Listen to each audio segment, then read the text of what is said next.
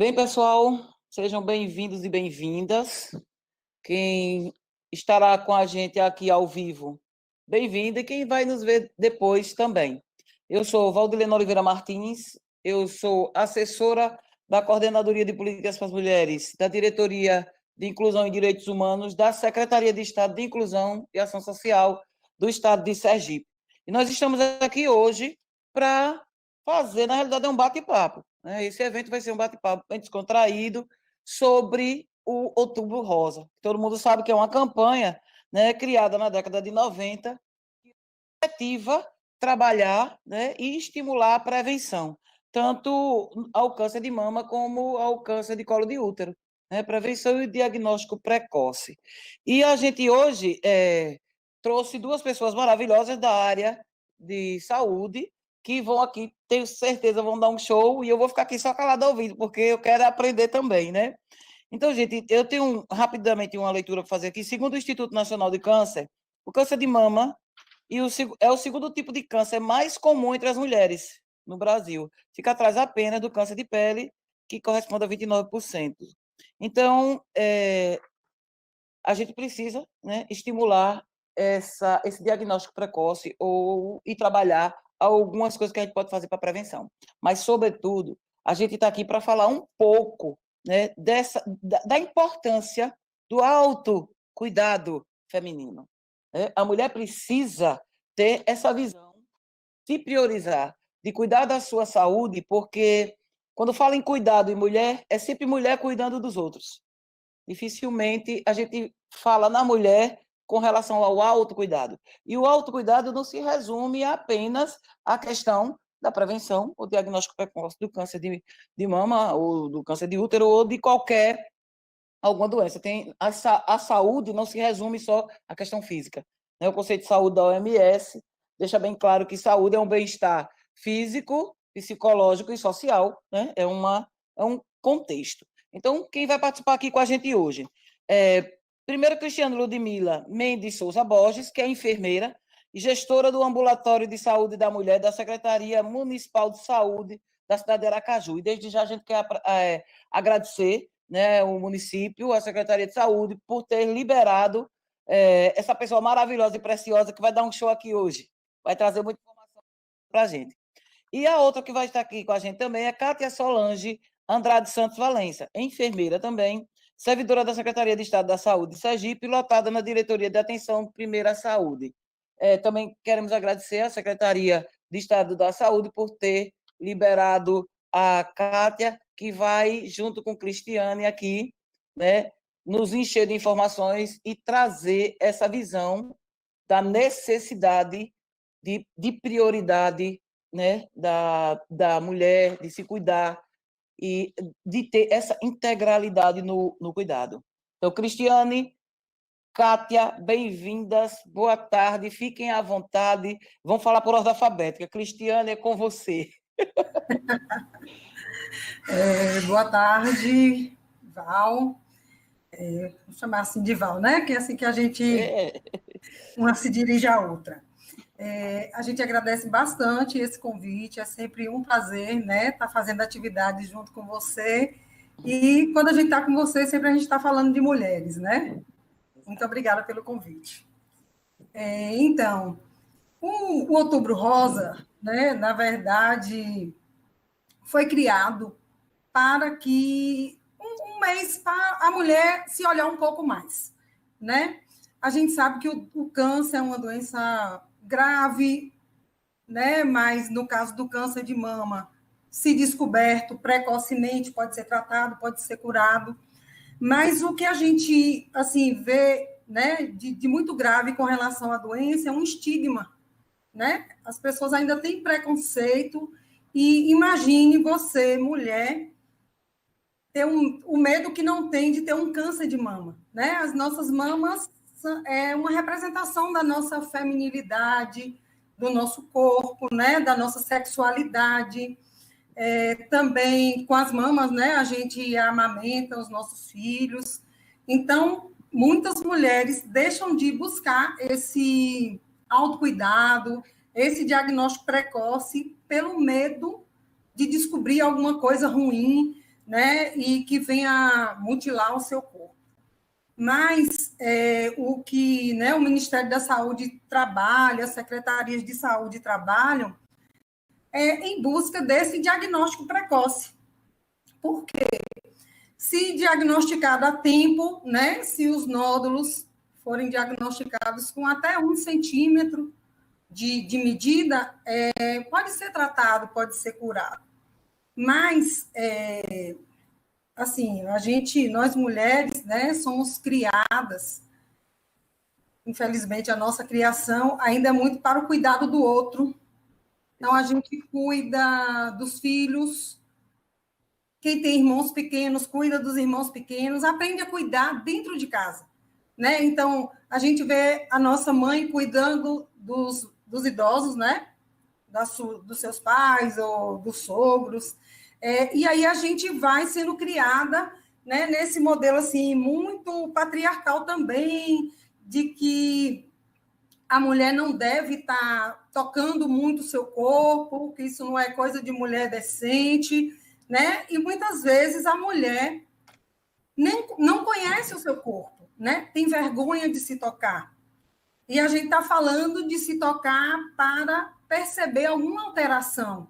Nossa, minha mama, eu estou olhando aqui no espelho, não tinha essa coisa avermelhada, né? Ou então a pele aqui não era saliente, não tinha esse aspectozinho de uma casca de laranja. Meu peito não era assim, mas a mulher, às vezes, não tem nem a coragem, né, de olhar o seu corpo no espelho. Imagine de tocar esse corpo para poder perceber qualquer alteração, né? Então, o que antigamente tinha-se o conceito do autoexame da mama. Então, não, o câncer diagnostica com autoexame da mama. Mas a mulher era responsabilizada sozinha, né? Quase que sozinha, por esse diagnóstico do câncer de mama. E um exame, assim, que mulheres sem muita cognição dificilmente teriam condição de fazer, né? Com muitas técnicas, com um cronograma, né? E, ultimamente, o INCA tem trabalhado o conceito do autocuidado, né? E aí, puxando o autocuidado para não esse autocuidado exclusivo da mama, mas do corpo como um todo, né? A gente sabe que o câncer, ele tem alguns fatores de risco, e no caso do câncer de mama, a questão do estilo de vida, né? Então, a mulher que não faz atividade física, que não se alimenta adequadamente, que está com excesso de peso, né? O excesso de peso tem comprovação científica, né, de que aumenta muito o risco do câncer de mama. E a prática regular de atividade física tanto reduz o risco para a mulher que nunca teve câncer de mama, quanto reduz o risco também de recidiva para aquela mulher que já teve câncer de mama, né? Então, o estilo de vida está muito relacionado ao autocuidado. Então, se eu não tenho, né? Eu tenho uma rotina de trabalho fora de casa, bem exaustiva, né? Hoje, o mundo aí corporativo exige, né, que as pessoas tenham alta produtividade, tem que ser muito produtivo, ter muitos resultados. E nós, mulheres, né, tivemos essa conquista do trabalho fora do lar, mas o trabalho dentro do lar continuou. Então, muita mulher não tem mesmo tempo, às vezes tem até o desejo, né, de se cuidar melhor, mas não tem mesmo esse tempo para ser mãe, para ser uma enfermeira, uma advogada, uma professora, né? E ainda tem aquele tempo só para ela. Então, a gente precisa mesmo fortalecer as mulheres para que elas pensem mais no autocuidado. Então, excelente essa sua observação, e a gente vai falar mais um pouco sobre essa questão do autocuidado, que eu fiz uma live também com até a minha mastologista, e ela deixou isso bem claro, né? Essa questão que você falou aí da responsabilização de ficar só, né, nas costas da mulher, e uma coisa que não é uma coisa tão fácil, né, de se fazer. Então, Kátia, vamos lá, querida, fique muito à vontade aí para fazer alguma colocação, né? E aí a gente volta e faz o debate. Eu vou olhando aqui se tem alguma pergunta já para anotar, porque eu já tenho as perguntas para vocês. Fique muito à vontade aí. Ok, obrigada, Val. É um prazer estar aqui nesse momento, essa oportunidade com vocês. Agradeço a CEAS e em nome de Val, a todos que estão se empenharam para esse momento e essa oportunidade, né, de dividir esse bate-bola com colega e amiga Cristiane e Val, que a gente já vem trabalhando aí na conquista, na batalha pelos direitos da mulher e esse direito de um modo integral, né, de modo amplo. E no Outubro Rosa, apesar de, como o Cris já falou, é uma campanha, né, em alusão para que a gente volte o olhar, a importância, né, de dar um destaque, dar uma ênfase maior à importância do diagnóstico precoce do câncer de mama, mas sem esquecer que a promoção da saúde, a prevenção, esse autocuidado, ele deve ser o ano inteiro. Então, que a mulher deve lembrar de olhar um pouquinho para si, que o fato dela tirar o momento em que ela faça o seu autocuidado, em que ela volte o olhar para você, não significa dizer que ela está sendo egoísta, não significa dizer que ela está deixando, abrindo mão de outras responsabilidades. A mulher ganhou espaço no campo de trabalho, mas ela não deixou de ter ainda, né, na formação que nós temos, a formação cultural, a sociedade que a gente vive, ainda recai muito para a mulher a responsabilidade do cuidado com a casa, do cuidado com a educação dos filhos. Então, e mesmo esse espaço que ela conquistou no campo de trabalho, ela tem sempre que estar trabalhando mais, parece que ela tem mais que provar, né, que é capaz, que é competente, e a gente já tem grandes exemplos no passado e atual, né, da força da mulher, da capacidade, do conhecimento da mulher e do quanto ela vem contribuindo para esse crescimento que a gente vem tendo na sociedade, a inserção no campo de trabalho galgando cada vez mais espaços. Mas isso faz com que a mulher tenha que exigir mais tempo, e esse tempo, às vezes, compromete esse autocuidado com o sono, esse autocuidado com a saúde, com a alimentação, com a atividade física. E a gente sabe que, apesar de que para as questões com relação ao câncer de mama e o câncer de um modo geral, o fator genético é muito forte. Mas nem significa dizer que toda mulher que tem um antecedente familiar direto, né, mãe, irmã, que teve ou tem câncer de mama, e eu associado a isso um câncer também de ovário, significa dizer que essa mulher ela já esteja sentenciada a ter um câncer. Mas também não significa dizer que o fato dela não ter antecedente familiar, que ela não tenha nenhum histórico, não significa dizer que ela não tenha corre o risco também de desenvolver um câncer, se ela tiver somada aí essa questão dos fatores, né, de risco que contribui, como a obesidade, o sedentarismo, a ausência de sono, a má alimentação e, principalmente, o adoecimento emocional. As doenças psicológicas vêm contribuindo muito para o adoecimento de modo geral. E, no caso da mulher, o câncer também está muito associado às doenças da alma, né, as doenças emocionais. Então, essa mulher, ela tem que, ao mesmo tempo em que ela batalhou para ganhar esse espaço dentro da sociedade, né, de conhecimento da sua capacidade, da sua contribuição, mas ela também tem que agora desenvolver nela mesma o quanto é importante que ela cuide de si, que ela valorize, que ela olhe um pouquinho para si e a importância de se cuidar, não deixando de ter o cuidado com a família, não deixando de ter o cuidado na saúde da família como um todo, na criação dos filhos, mas ter o autocuidado é fundamental.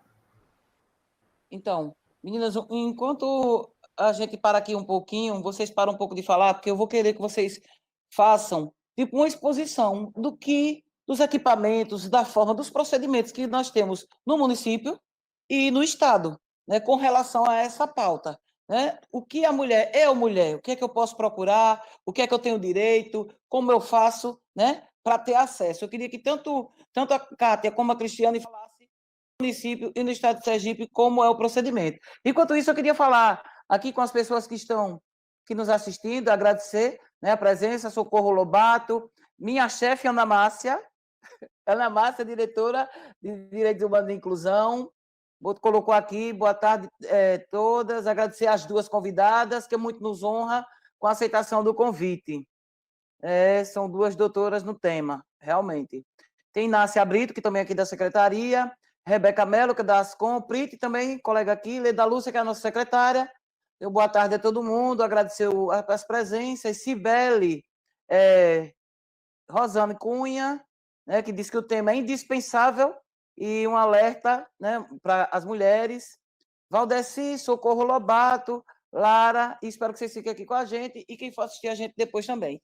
Então, nas falas de vocês, teve algumas coisas que eu vou pedir para a gente esticar mais sobre esse assunto, porque é uma curiosidade, pode ser de outras pessoas também, como é minha. Mas antes disso, eu queria que vocês falassem, né, como é que funciona esse acesso, né, na Secretaria de Estado da Saúde e na Secretaria Municipal de Saúde.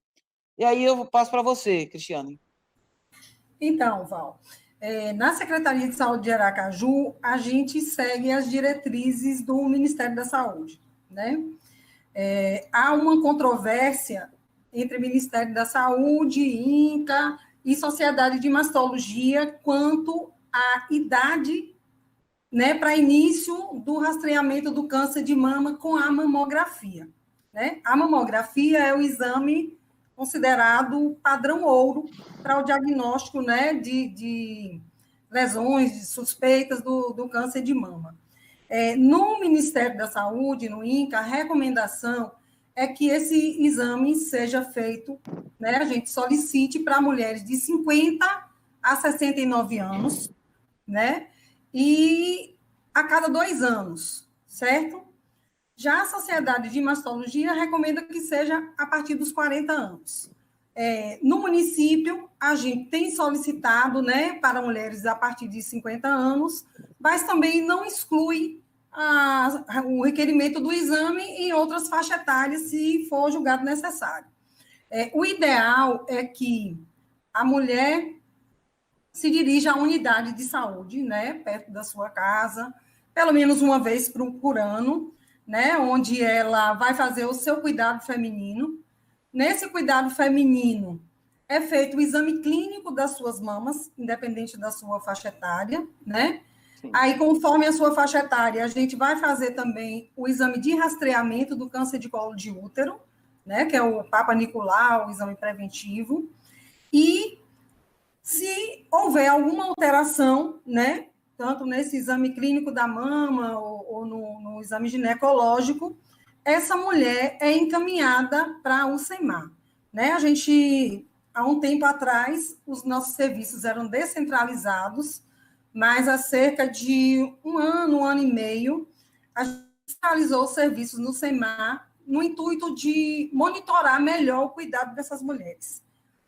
Então, a mulher vai na unidade de saúde, fez a mamografia, deu algum nódulo, alguma lesão suspeita, a unidade básica entra em contato, né? Hoje, nosso agendamento, nosso trabalho é todo via prontuário eletrônico. Então, a unidade de saúde vai fazer um encaminhamento para o especialista, para o mastologista mesmo, e ele tanto coloca no sistema, quanto faz um contato, né, conosco por telefone, para que a gente possa priorizar, e aí a gente tem tentado atender a essa mulher, assim, no máximo 10 dias, né, porque a gente sabe que, a partir dessa lesão suspeita, né, tem outros desdobramentos para um diagnóstico, se for o caso, né, do câncer de mama, e o tempo, a gente não pode perder tempo, né, então, tudo a gente tem que otimizar bastante o cuidado dessa mulher, porque todo o tempo que a gente ganhar vai impactar no resultado, né, e na sua cura, no resultado do seu tratamento e na sua cura.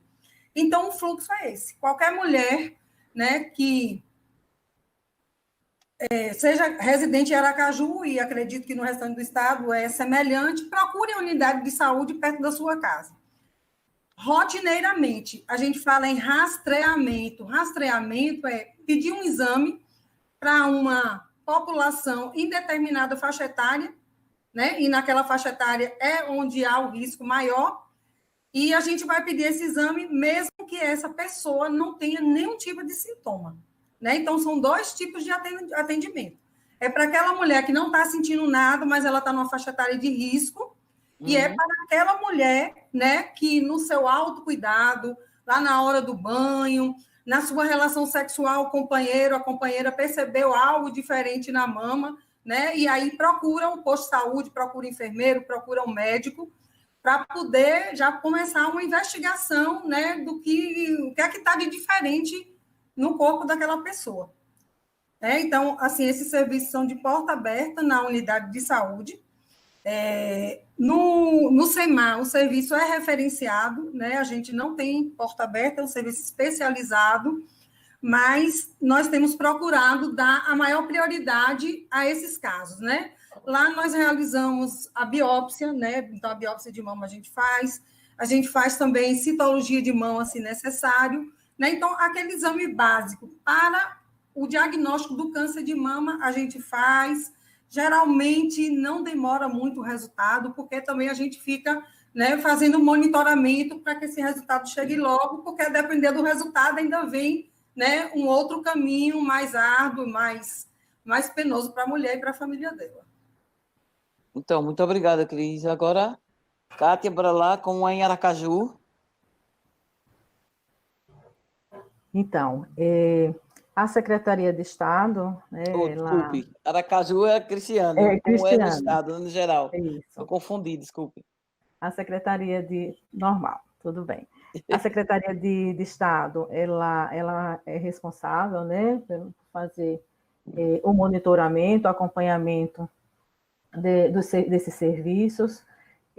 O rastreamento, ele é de serviço da atenção primária à saúde, então é realizado nos municípios, assim como Aracaju, as unidades de saúde, serviço porta aberta, oferecendo os exames clínicos da mama e solicitação de mamografia dentro daquela que está na faixa etária prioritária, que também seguimos, o Estado também segue o que é parâmetro preconizado pelo Ministério da Saúde, através do INCA, que é a faixa etária de 50 a 69 anos, e o acompanhamento das mulheres que estão fora dessa faixa etária, com a avaliação anual, exame clínico das mamas, e se houver alguma observação de alguma alteração, então aí já entra para a questão do diagnóstico, mas o diagnóstico focando no diagnóstico precoce. Então, também as unidades dos municípios no interior do estado, através das equipes de saúde da família, oferece o exame, tanto o exame clínico das mamas e a mamografia de rastreamento, como também associado, né, porque a gente está falando do cuidado da mulher e de 2 cânceres que são os mais presentes na mulher, que são os cânceres de mama e o de colo de útero. Então, a gente não tem como dissociar. Então, geralmente, quando você faz, a mulher busca a unidade de saúde para a realização da sua citologia, ou que ela é sensibilizada e buscativa através do agente comunitário de saúde e todos os profissionais da equipe de saúde da família, então, a realização da citologia e associado o exame clínico das mamas e a mamografia de rastreamento. Existe o contrato dos laboratórios que são prestadores, né, para a leitura desses exames, e aí é distribuído, né, de acordo com um contrato mais por regionalização, né, então é dividido meio que por região de saúde, nós temos 7 regiões de saúde, onde estão distribuídos 75 municípios do estado.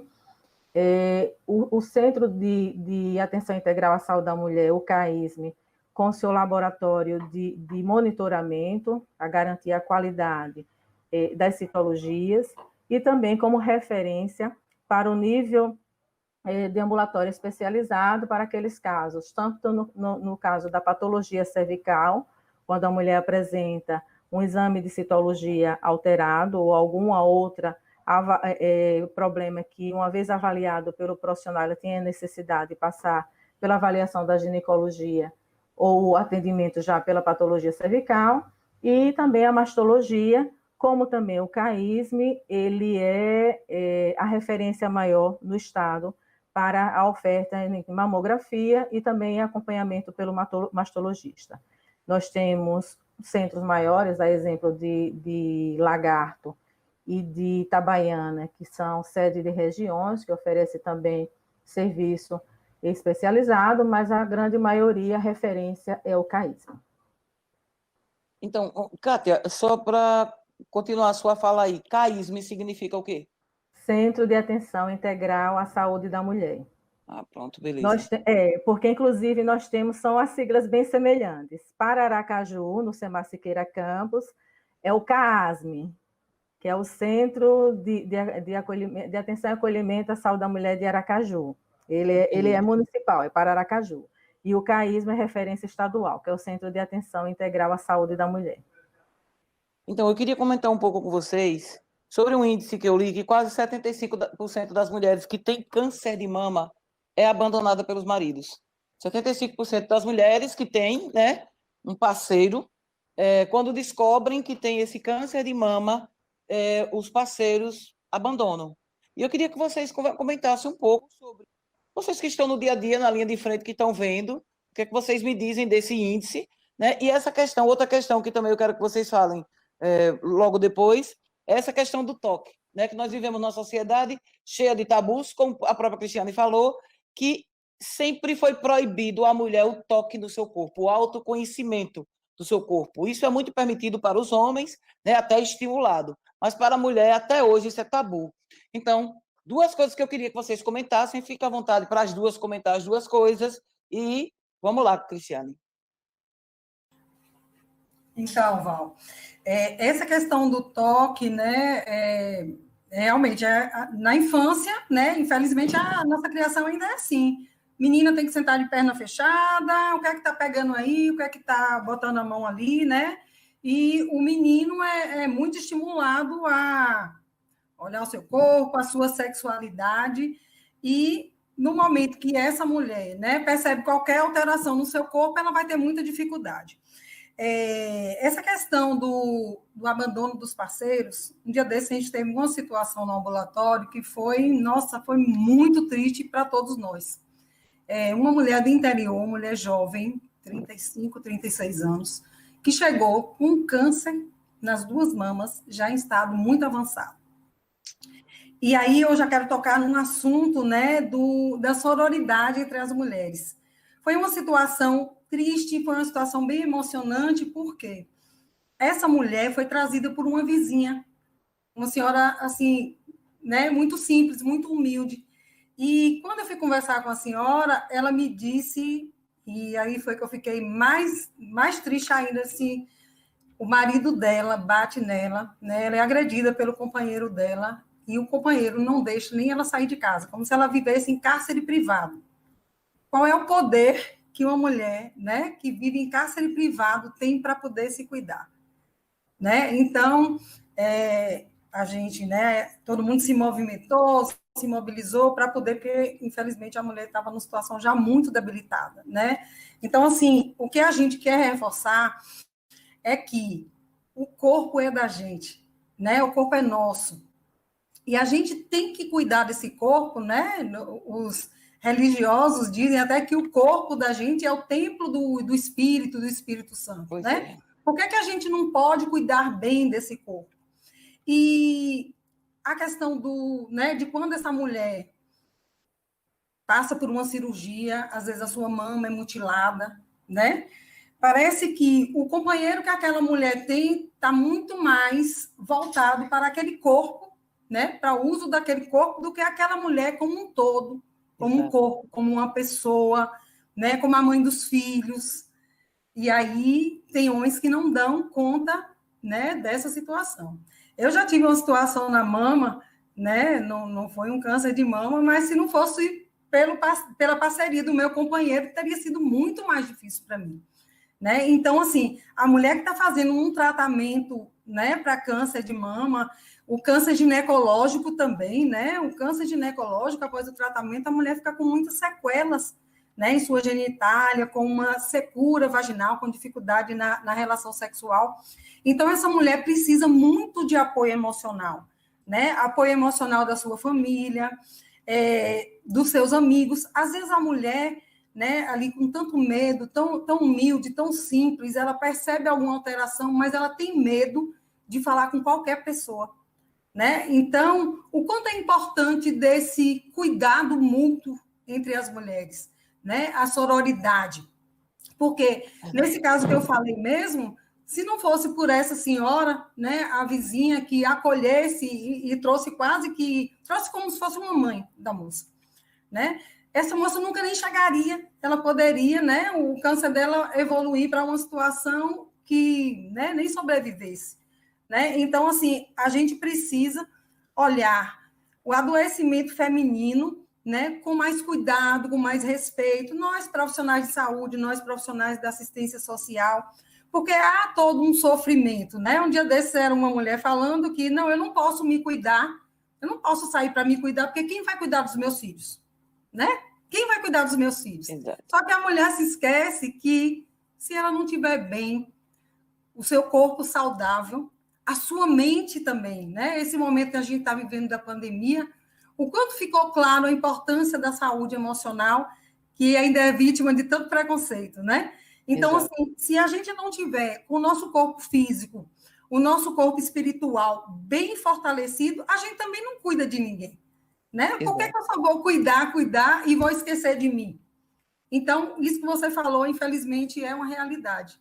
Existe mesmo um abandono por parte dos parceiros que bem que assim, não dão conta, né, de conviver com aquele corpo que agora é diferente.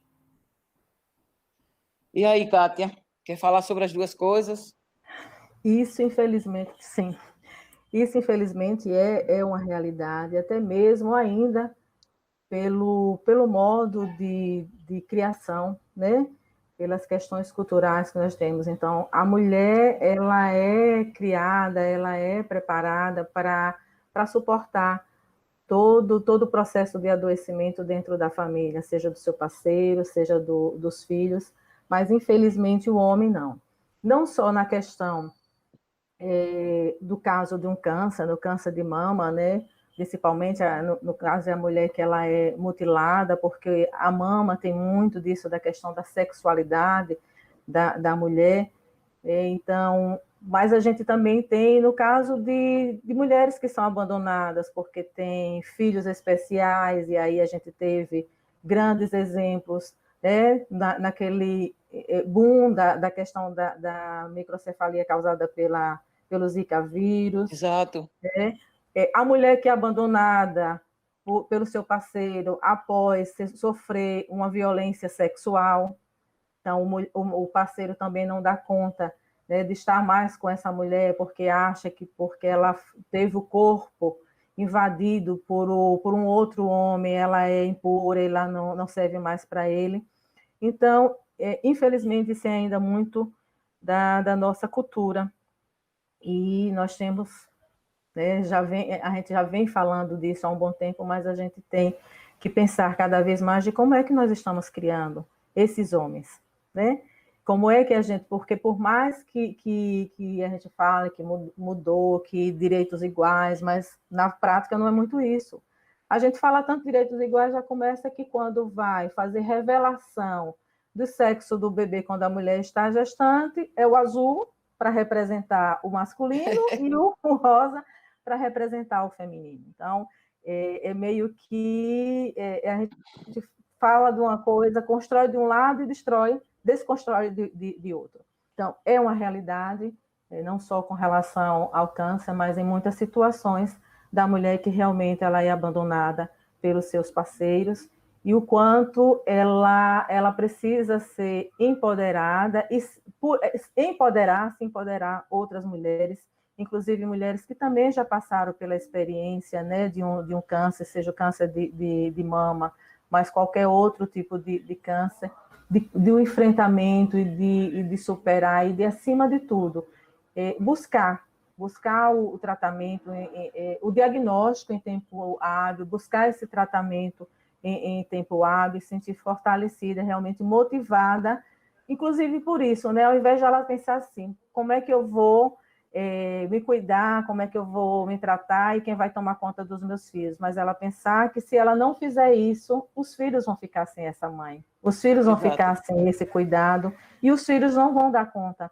de cuidar dessa mãe, né, o parceiro de cuidar dessa mulher que de repente fique acamada e que tenha necessidade de ser cuidada por outra pessoa. Então, isso é, infelizmente, uma grande realidade, assim como também essa questão do poder sobre o corpo da mulher, de que a mulher não tem o direito de conhecer do seu corpo, da mesma forma como a mulher não tem o direito de expor esse corpo do jeito que ela quer, né? E aí a gente tem muito, quando a gente foca na questão da violência, muito, mas também ela saiu com aquela roupa, como se, porque ela saiu, ela deixou perna visível, ela deixou colo visível, peito visível, significa dizer que alguém tem o direito de invadir esse corpo.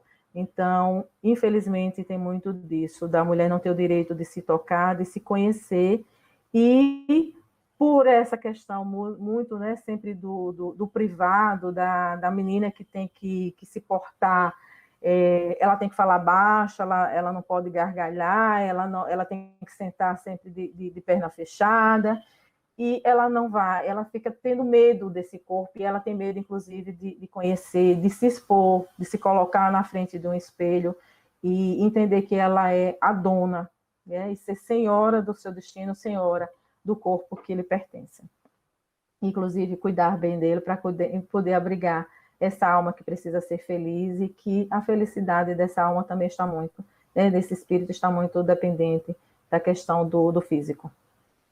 Essa questão do autocuidado, eu sempre converso com adolescentes, nós somos ensinadas eu digo, qual mulher aqui não se olha nua no espelho e a primeira coisa que olha são defeitos, né? Ninguém olha para o espelho e diz assim, poxa, eu tô legal. Eu tenho estria, e daí? Eu tenho celulite, o que é que tem? A minha barriga tá gorda, tá linda.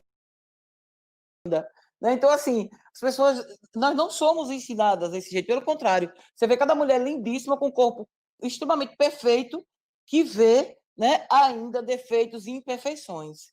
É uma coisa absurda. E aí eu vou fazer uma pergunta para a Cristiane. Cristiane, eu queria perguntar uma coisa a você.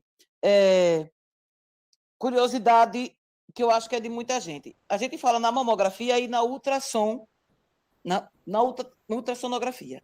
Aí o que eu queria saber de você, a idade melhor para fazer uma, para fazer outra, a ultrassom completa a mamografia completa a ultrassom, como é? Aí eu queria que você me respondesse essa pergunta, e eu tenho outra para a Kátia depois. Então, foi bacana você tocar nesse assunto, até porque a mamografia, tem profissionais que dizem assim, se a mamografia fosse ser realizada por homens, né? Os homens também podem fazer mamografia, tem câncer de mama em homem, mas é mais raro. Mas se fosse um exame para uso de mais homens, não seria um exame dolorido, né? Porque a mamografia é um exame um pouco dolorido. A depender, as mulheres que têm as mamas pequenas, né? Essa mamografia é dolorida. E às vezes isso é o que afasta a mulher do exame de mamografia, porque vai doer, vai sentir dor, mas é melhor sentir um pouquinho aquela dor do que uma dor maior mais adiante. Essa questão da ultrassonografia, pelo SUS, a gente, né, não tem preconizado, como a gente vê no dia a dia assim, não tem embasamento científico para usar a ultrassonografia como exame de rastreamento de câncer de mama. Né? Então, o exame padrão ouro mesmo é a mamografia. A gente começa mesmo com a mamografia. Aí, em algumas situações, a mulher às vezes tem a mama muito densa, né? Que chamam popularmente aquela mama que tem muita carne, né? Aquela mama mais firme. Então, às vezes, essa mama, a mamografia, precisa ser complementada com a ultrassom. Tem alguns tipos de lesões na mama, né? Principalmente as lesões císticas, lesões que têm líquido, que aí precisa também complementar a mamografia com a ultrassom para poder identificar o tamanho, né, a forma. Então, isso depende muito, Val, do tipo de avaliação, né? A gente sabe que no dia a dia, quem tem convênios, aí às vezes tem aquela coisa do rastreamento, né? Ultrassom de tireoide, de mama, de abdômen total, parecendo assim que a gente precisa ser super rastreada, ter super diagnósticos, né? E às vezes para muita coisa não tem nem embasamento científico para garantir isso.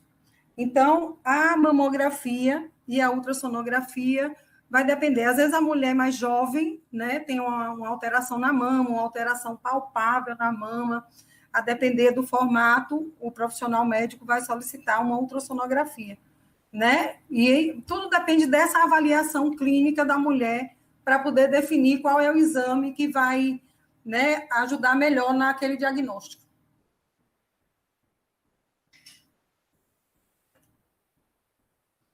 Foi Pronto, só essa então, pergunta, não foi? foi isso. Agora, se você quiser falar mais alguma coisa sobre esse assunto que Cristiane falou, fica à vontade. Agora, o que eu queria perguntar a você é sobre o câncer de colo de útero. Eu também estava lendo sobre isso, e eu fiquei, puxa, eu não sabia que isso existia. Quase 35% dos casos de câncer de colo de útero são causados por falta de higiene básica do país. Eu queria que você falasse um pouco sobre isso, e se você quiser complementar também, ou falar alguma coisa sobre a pergunta que eu fiz a Cristiane, e se Cristiane que depois quiser falar sobre essa questão também do câncer de colo de útero, ficam muito à vontade, vocês duas. Ok. Falando um pouquinho também sobre a questão ultrassom, mamografia, a gente sempre lembrar dos exames que são considerados padrão ouro. Então, quando a gente fala de rastreamento do câncer de mama, a gente está falando que exame padrão ouro é a mamografia, e aí, claro, considerando também a faixa etária dessa mulher e a situação de acordo com a avaliação que o profissional faz. E quando a gente fala de exame padrão ouro para o rastreamento de câncer de colo do útero, a gente está falando de citologia. E como o Cris falou, às vezes esse excesso de solicitação de exames, e principalmente hoje, né, com toda a tecnologia, o acesso que a gente tem aos exames de imagem, e que termina tendo um certo excesso, né, até abusivo, de solicitação de exames, e que às vezes falta também a questão da educação em saúde dessas mulheres. Então, tem muitas mulheres que ela tem no território, a gente fala, né, o território, o bairro onde ela mora, na unidade de saúde, próximo à casa dela, o exame de citologia pode ser realizado pelo profissional na unidade de saúde, e ela quer fazer uma ultrassonografia transvaginal, porque ela acha que, como vai fazer um exame de imagem, então já vai ver tudo e aí resolve. E de hipótese alguma, a ultrassonografia substitui o citológico enquanto rastreamento do câncer do colo do útero. Até porque, e aí também já respondendo a sua pergunta, realmente tem essa questão muito da higienização. Porque também o câncer de colo do útero, na sua grande maioria, ela é causada pelo vírus do HPV. E muitas das doenças, o HPV é uma doença sexualmente transmissível, e muitas das doenças sexualmente transmissíveis ela está atrelada à questão da higiene. Tanto é que o câncer de colo de útero e o câncer de mama, ele vai variando a sua incidência nas regiões de saúde do país.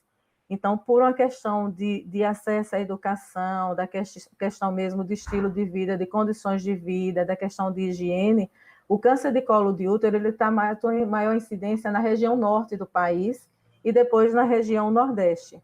E nas regiões sul-sudeste, o câncer que tem maior incidência é o câncer ginecológico tem maior incidência, o câncer feminino é o de mama.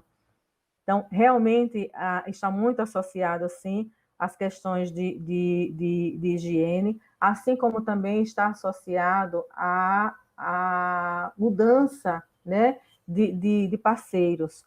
Hoje, a gente tem cada vez mais, né, a puberdade cada vez mais precoce nas meninas e também com isso a iniciação sexual cada vez mais precoce. E com isso nós temos não só as questões da gravidez na adolescência, como nós temos também as questões das doenças do colo do útero, né, mais incidentes, né, na população jovem. Então, a faixa etária prioritária para o rastreamento do câncer de colo é a mulher na faixa etária de 25 a 64 anos, mas a gente observa um grande número e cada vez maior de mulheres que estão desenvolvendo problemas, doenças no colo do útero e chegando a um câncer em idades abaixo de 25 anos. E também associado, quanto mais ela tem problemas como, por exemplo, a mulher que é soropositiva, ou que ela tem associada outras doenças sexualmente transmissíveis, ela aumenta a probabilidade dela desenvolver um processo inflamatório do colo do útero e que, se o exame não for feito rotineiramente, se ela não procura a unidade de saúde para realizar esse exame e ser observado esse processo de alteração celular precocemente, essa mulher é diagnosticada com um câncer de colo de útero, que pode ser facilmente diagnosticado, né? E com capacidade de 100% de cura, desde que ele seja feito com a rotina e seguindo também os parâmetros, porque o Ministério da Saúde ele traz como parâmetro que a mulher deve realizar o seu citológico anualmente, e a partir do momento que ela tenha 2 exames seguidos, sem nenhuma alteração, ela possa fazer esse intervalo de a cada 3 anos. Mas, de modo geral, como a gente não tem, infelizmente, ainda não temos boas coberturas, a gente não traz isso para a população. A orientação que nós damos é que a mulher deve realizar o citológico anualmente.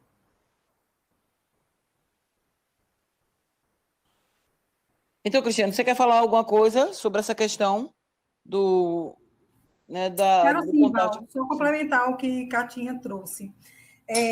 O câncer de colo de útero, né, como a Kátia falou, mais de 99% está relacionado ao HPV, né? E a gente já tem vacina contra o HPV, né? E não sei se todo mundo se lembra do quanto foi difícil, né, o início da aplicação dessa vacina, porque as pessoas achavam que uma vacina que estava relacionada a um vírus, né, onde a contaminação, na maioria das vezes, é por relação sexual. Eu vou vacinar minha filha de 9 anos, de 10 anos, com uma vacina, ela não tem atividade física. Eu vou estar estimulando uma relação sexual precoce, né? O quanto o corpo da mulher ainda é visto assim como que precisa estar meio que cerceado, né, de cuidado a esse ponto. Uma vacina que é de custo alto, né, o Ministério da Saúde, porque assim, essa vacina a gente vai ver o impacto dela na questão do câncer de colo de útero daqui a uns 10 anos. Então, investiu-se nas meninas que imaginam-se sem atividade sexual, e hoje também a gente faz já nos meninos, né? Então, a correlação do câncer de colo de útero e a falta de higiene do parceiro é uma correlação direta, né? Inclusive, é bom que os homens saibam que essa falta de higiene também leva ao câncer de pênis, né? E a amputação do pênis. Menina, eu vi isso, eu fiquei chocada. É a questão do prepúcio, é só água e sabão mesmo, né? Coisa bem básica, água e sabão. E uma outra coisa que me lembrei aqui agora é que o quanto é difícil para a mulher, né? Porque se o casal usar preservativo em todas as relações sexuais, diminui muito o risco de câncer de colo de útero, né? Porque vai diminuir o risco de infecção pelo HPV. Mas o quanto é difícil a mulher, numa relação estável, negociar o uso do preservativo, né? Porque, às vezes, assim, quando a gente trabalhava em consultório e que fazia aquela orientação, a mulher vinha e disse, não, meu marido, ele ficou chateado, ficou meio agressivo, achando que eu estou, né, com alguém na rua, porque nunca usei preservativo, e agora, por que eu vou começar a usar preservativo? né? É mais uma coisa para poder a gente trabalhar na educação sexual de meninas e meninos, né? Essa questão do uso do preservativo. Porque quando há uma relação estável, a maioria dos casais não utiliza o preservativo. E mesmo assim, aquela mulher que sabe que o companheiro tem outras parceiras e que tenta, né, impor o uso do preservativo, aí não consegue. Para isso que criaram o preservativo feminino, né? Que a gente precisa divulgar mais. Precisa divulgar mais, tem pouca preservativo feminino. É interessante, eu estava olhando também, eu fui dar uma palestra em algumas UBS, né, que chamam, e você vê que os contraceptivos, eles são massivamente direcionados à mulher. Nenhuma mulher tem mais de um filho durante 12 meses, a não ser que seja uma gravidez gemelar, né? Enquanto um homem pode engravidar várias mulheres durante o ano, mas o direcionamento do contraceptivo é para a mulher. É inacreditável, né, a construção social, né, da A nossa ciência cultura. praticamente não avançou nisso. E, assim, o homem que tem juízo, entre aspas, né? Ele devia pensar também na questão da paternidade, né? Nessa paternidade sem Justamente. planejamento. Eu conheço homens que têm tanto medo de engravidar uma mulher, né? Que já tiveram até momentos de dificuldade sexual por esse medo todo. Se eu pudesse ter alguma coisa para poder usar, eu usaria, né? Como forma assim, não, eu quero ter filho, mas eu quero ter quando eu quiser. Quando quiser, justamente. Quando quiser, quando planejar. Então, meninas, olha, a conversa está ótima, mas nós estamos faltando aqui. São 8 minutos que faltam. E o que é que eu queria fazer? Eu queria deixar esses 8 minutos divididos para vocês. Desde já, eu já vou me despedindo. Agradecer demais as presenças de vocês. Enriquecedor demais esse papo. Eu tenho certeza que muitas dúvidas foram esclarecidas aqui de muitas pessoas. E se alguém tiver mais alguma dúvida, pode mandar para aqui, para a secretaria, que a gente vê aqui e dá a resposta, né? Porque aqui no Instagram da secretaria também, pode-se mandar alguma pergunta e a gente responde depois, né, para quem tiver interesse. E sugestão também, né, de live, né, de repente. E Cristiane e Kátia, eu vou deixar agora para vocês 4 minutos para cada uma, né, 3,5 para cada uma, para vocês fazerem as considerações finais de vocês. E, como sempre, maravilhoso tratar com vocês, maravilhoso desenvolver qualquer trabalho com vocês. Muito obrigada pelas presenças. Obrigada, Val. Então, o que eu quero reforçar é a importância do autocuidado, né? Da gente não ter vergonha do nosso corpo. Ah, mas eu fui criada assim, faça uma roda de mulheres, né? Junte lá 3, 4 amigas, que coisa boa a gente tomar um cafezinho e conversar com as amigas esses assuntos que são ditos proibidos, né? O quanto a gente cresce conversando com outras mulheres, ouvindo os problemas daquelas mulheres, a gente se identifica, né, no problema das outras, e, assim, isso é muito benéfico, né, para esse autocuidado. Reforçar a questão do câncer de colo de útero, né, um câncer que cura, gente, cura mesmo, mas, infelizmente, a gente ainda recebe, né, um exame fácil, simples, todo posto de saúde faz, né, rastreamento de câncer de colo de útero, mas a gente ainda recebe mulheres, né, com câncer de útero em estado já avançado, certo? A gente está bem preocupado, porque nesse tempo da pandemia, né, onde os serviços de saúde se voltaram mesmo às grandes prioridades, essa parte do rastreamento ficou um pouco frágil, né? Assim, a prioridade foi outra, foram os hipertensos, os diabéticos e tal, e o rastreamento daquela população, né, que não está sentindo nada, ficou mais frágil.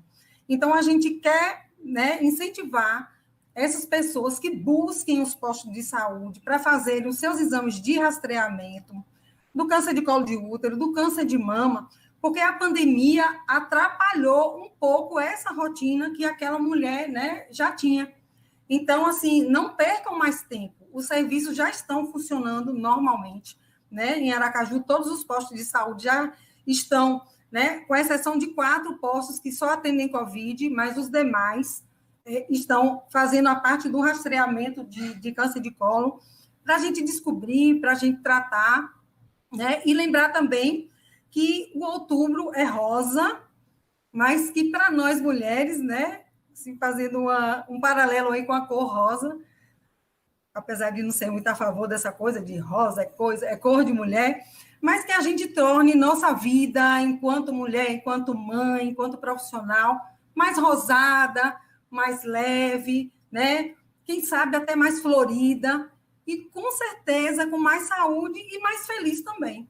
Agradeço demais a oportunidade de estar aqui batendo papo com vocês. Qualquer coisa que precisarem, Val tem o meu telefone, a gente está lá no SEMAR também. O que a gente quer é que as mulheres busquem um serviço de saúde, se cuidem, né, para a gente se cuidar em conjunto, a gente cuidar de vocês também, e, se caso necessário, fazer seus tratamentos de câncer e se curarem e ter aí uma vida bem longa. Muito obrigada pela oportunidade. Eu queria aproveitar e reforçar a importância da promoção da saúde. Nós tivemos aí um período que foi um tanto quanto conturbado, né? Ainda estamos numa pandemia, mas a vida precisa começar a voltar a entrar no trilho de novo, e aquelas ausências que ocorreram nas unidades de saúde, até mesmo no início, estávamos todos sem saber com o que era que estavam lidando, então até mesmo organizar os processos de trabalho foi complicado, mas tanto profissionais de saúde como população em geral tem que começar a retomar, né, o autocuidado, a realização dos exames preventivos, a avaliação, a questão do controle da hipertensão, da diabetes, porque nós temos aí provavelmente um grande risco de termos a chamada terceira onda, que é o agravamento das doenças crônicas, que foram complicadas pela questão da pandemia, porque ficou muito focado, né, na questão do coronavírus, e houve um afastamento de um modo geral, e aí é exemplo da questão das solicitações nas mamografias de rastreamento e a realização das citologias, que são os exames de prevenção e diagnóstico precoce, né, nos cânceres de colo, de útero e o câncer de mama. Então, bem como a questão da imunização, e aí fortalecer aqui, né, que uma das grandes formas, como a gente falou, que a incidência maior, né, os casos de câncer de colo de útero, na sua grande maioria, é causada por HPV, e nós temos a forma de prevenir, que é a imunização das nossas crianças contra o HPV. Então, também reforçar a retomada, a busca pelas unidades de saúde, as salas de vacina, para atualização dos cartões, e também a vacina daquelas crianças que ainda, né, os adolescentes que ainda não foram imunizados, que a imunização contra o HPV. E, no mais, agradeço a atenção, agradeço o convite, me coloco à disposição para, em outros momentos, outras lives, mas até mesmo também fico disponível para os questionamentos que, porventura, ainda chegar e que a gente não tenha conseguido contemplar aqui nessa fala, mas que a gente possa responder e trocar com o Val, repassar para as pessoas. Muito obrigada, então, Val. Aninha, obrigada, minha mestre. Um beijão, e agradeço muito a todos por esse momento, né, pela logística, quem está atrás das câmeras, porque não, a gente sabe como é toda a dinâmica para poder promover um momento como esse. Obrigada. Exato. Então, muito obrigada, viu, meninas? Eu estou lendo aqui algumas observações. Graça Mello, minha colega querida advogada, está dizendo: parabenizo pela iniciativa dessa live e pela tradução em Libras, que é uma coisa fundamental, que a Secretaria sempre se preocupa em fazer, porque é inclusão, né? A palavra do sexo, do século, uma das palavras do século é inclusão. E quero agradecer às meninas, Bruna e Camila, que estão aí, que são as tradutoras de Libra, né? Breno, que está aqui, Matheus, aqui no suporte da gente, e Ana Márcia, Adriana Lohana. Adriana falou aqui, ó, eu vou até ler isso que ela falou. Mesmo as mulheres que são solteiras, que não têm parceiro fixo, parece que a camisinha é algo de outro mundo. Eu mesma tenho uma amiga que nunca usou, e para ela, quando falo do uso, ela acha estranho. A Ana Márcia está dizendo aqui, Marieta Barbosa Oliveira, boa tarde, falando aqui. Parabéns pela iniciativa.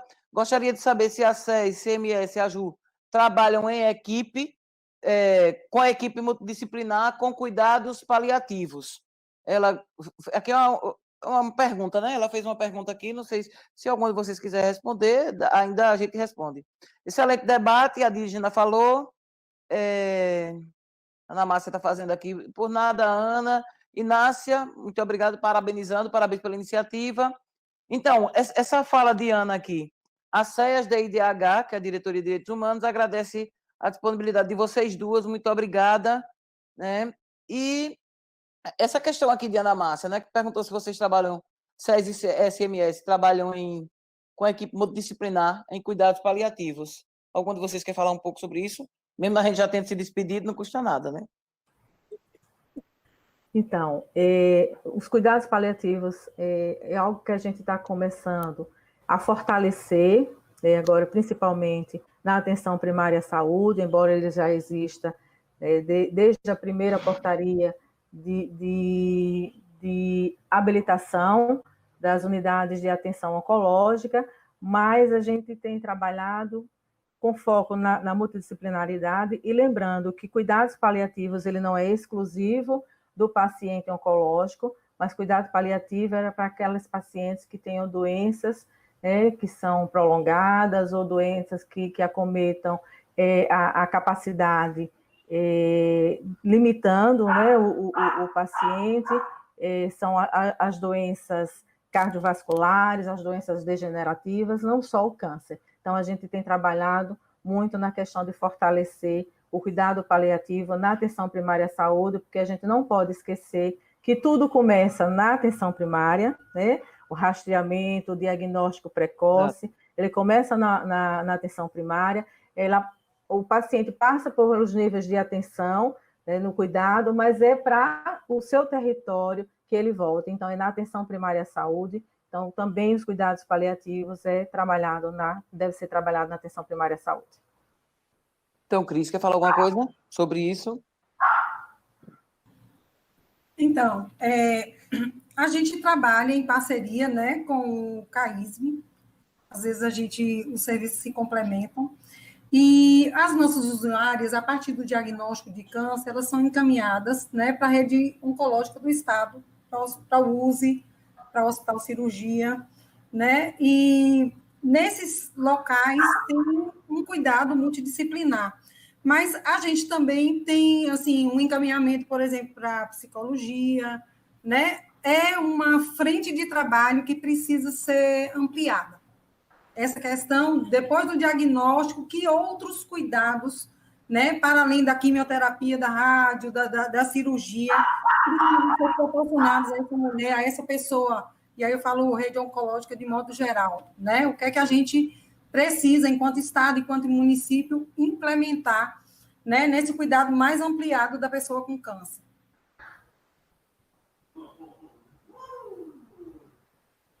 Então, menina, mais uma vez, obrigada. Esse questionamento, a Ana está dizendo que foi Marieta Barbosa Oliveira que fez esse questionamento. Aí ela trouxe para cá. Então, mais uma vez, obrigado. Um beijo para vocês. E aí a gente se encontra por aí, na rede, né? Na defesa dos direitos da mulher. Quero mandar um beijão aí, viu, para Ana Márcia. Fica à vontade. Eu disse a ela que nós somos cria dela.